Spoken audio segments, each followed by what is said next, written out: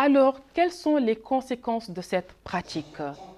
Comme nous le savons, l'excision entraîne plusieurs séquelles, donc plusieurs conséquences négatives, parmi lesquelles nous pouvons citer les douleurs durant les relations intimes qui sont dues au rétrécissement du vagin causé justement par l'excision.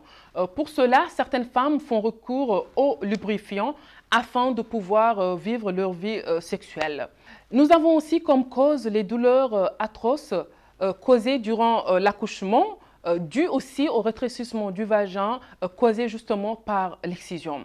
Une autre conséquence et la plus grave, c'est la mort. Effectivement, beaucoup de femmes perdent la vie pendant l'incision, à travers les hémorragies, pendant aussi l'accouchement, à travers les douleurs atroces ou aussi dû tout simplement au rétrécissement du vagin qui bloque la naissance du bébé.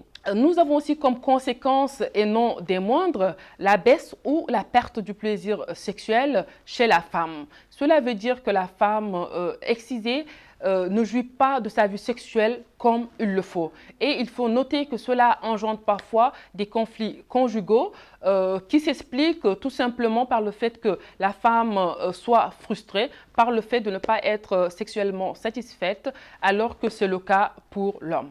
Une autre conséquence, c'est l'incontinence, ce qui veut dire que l'excision amène la femme à faire ses besoins naturels et même devant les gens car elle ne peut plus simplement les contenir.